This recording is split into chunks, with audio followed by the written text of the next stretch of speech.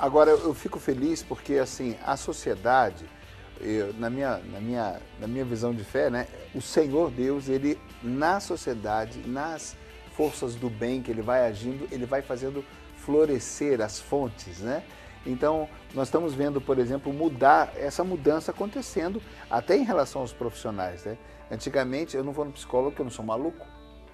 Aí vem um preconceito. Né? Antigamente era assim, hoje né, a gente conta pessoas, não, eu fiz uma análise, está sendo bom para mim, e os psicólogos estão deixando de ser doidos que cuidam de doidos. E isso está sendo muito bom, porque a gente precisa de ombro amigo. Todas as fontes, em 2004, padre, eu fiz uma coisa muito... Eu estava numa crise existencial e eu fiz um tempo com um psicólogo e na mesma semana eu fazia um atendimento de oração. E eu fazia, na semana, os dois caminhos. Eu cuidava da cabeça e do coração. Uhum. Foi maravilhoso. Quando acabou um ciclo assim que fechou, eu falei, acabou, eu estou pronto.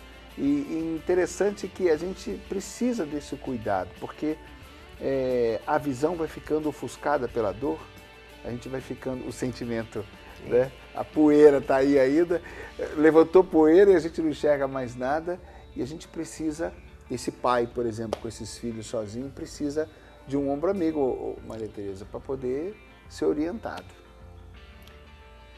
Eu estou encantada de ouvir todos vocês, né? Eu vejo aqui, são todos homens, né?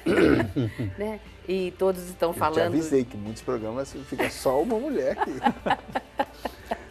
Não, mas eu estou encantada mesmo, porque, inclusive, veja, tendo a oportunidade de ouvir, né, nosso bispo representante da questão da família dentro da CNBB, né, de ouvir, né, o padre dizendo da questão do encontro, do olhar do outro que me constitui, a construção do eu, quer dizer...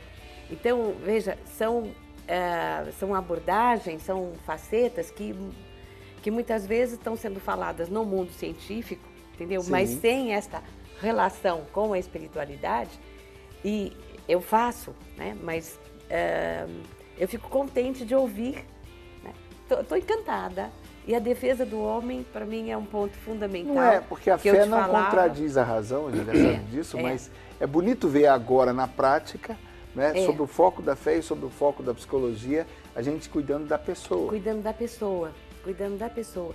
E essa questão do espiritual, eu procuro que a gente não psicologize a espiritualidade, né? Eu procuro, né? As pessoas que são referência para mim, não psicologizar a espiritualidade, nem espiritualizar a psicologia. Quer dizer, como você falou, olha, eu estava cuidando do meu emocional, mas eu estava cuidando do meu espiritual. Não que a gente consiga fazer uma separação, assim, né? Entre uma coisa e outra, mas são dois momentos dentro de nós. Então, eu só posso dizer a vocês que vocês estão ouvindo coisas ótimas, tá bom? E qual seria a dica, então, como homem, padre, para o homem que se vê sozinho num papel feminino? Porque, na verdade, aí a voz do preconceito pode incomodar, né?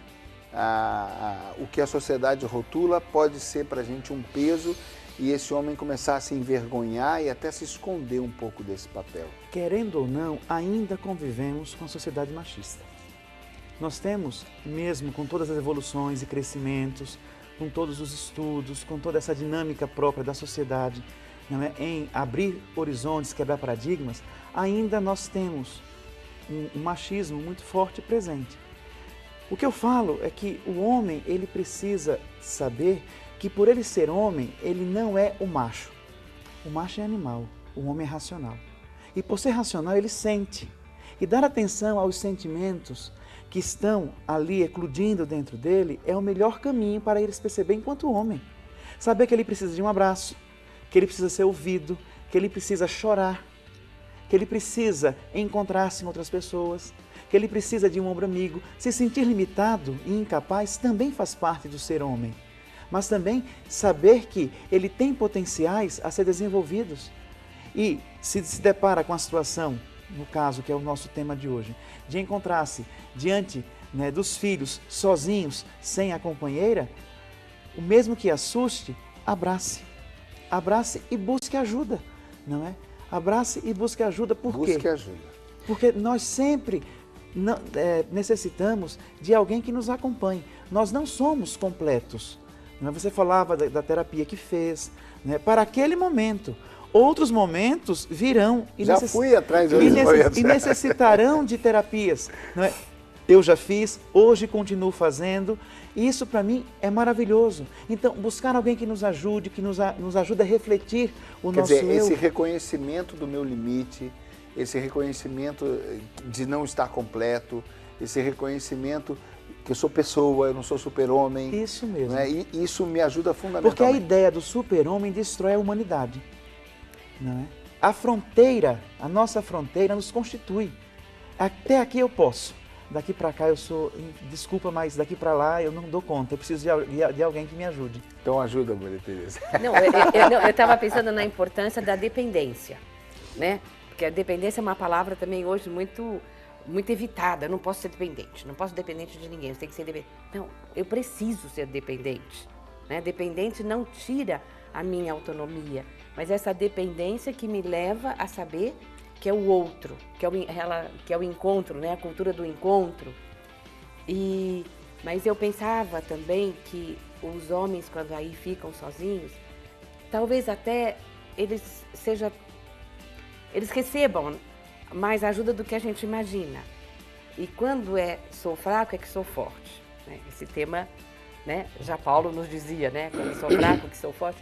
E emocionalmente, é quando eu sou fraco, é que eu posso ser forte, porque aí eu vou pegar uma parte essencial minha, que está sendo falada, que é o tema da sensibilidade e tudo. Mas eu fiquei também... A sensibilidade não tem sexo. Não tem. Né? O homem é sensível e a mulher é sensível. Eu tenho sensibilidade à música, à arte, ao amor, ao carinho, e a mulher também. A música, a arte, o amor, o carinho. A gente não pode ter preconceito nessa área. Ser sensível é parte da minha riqueza. Né? E é o que nos falta muitas vezes hoje, não somente nos homens, mas também nas mulheres, na sociedade como um todo, essa capacidade de nos encantar. Nos encantar com o raio do sol, nos encantar com o beija-flor que pousa na nossa janela, nos encantar com a flor que desabrocha, nos encantar com o canto do pássaro, simplesmente com a paisagem, enfim. Ter essa capacidade, essa sensibilidade de nos encantar, não é? Nos torna sensíveis.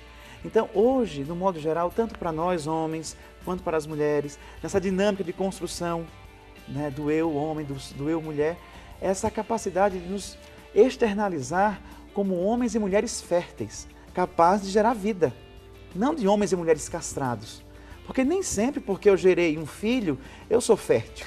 Bom, então ele pode estar aberto a novas situações, desde que foi aí uma viuvez, uma situação assim, ele não precisa fechar a porta e achar que terminou a vida só porque ele está sozinho com os filhos. Ele faz a escolha. Não é? Ele vai fazer a escolha de construir ou não um novo relacionamento. E isso é um risco para aqueles que acabam com um relacionamento de precipitar um novo início. De na dinâmica da novidade, tentar colocar no lugar uma companheira para suprir. Preencher de qualquer maneira. Preencher. Então, essa precipitação é algo arriscado, porque pode vir alguém que não seja tão companheira, ou pode vir alguém tão bom, mas não é a hora dela chegar. E aí atropela o relacionamento. Então é necessário dar tempo ao tempo, se primeiro perceber, lugar eu, primeiro se lugar a sentir. minha vida, primeiro lugar o homem que eu sou, o pai que eu sou, né, cuidando aqui, tendo os meus sentimentos, vou colocar em ordem a casa e a para partir depois daí... decidir se eu quero ou não um novo encontro. Aconteceu com meu pai. O meu pai era viúvo, não é? Ele conheceu minha mãe, já tinha 2 filhos.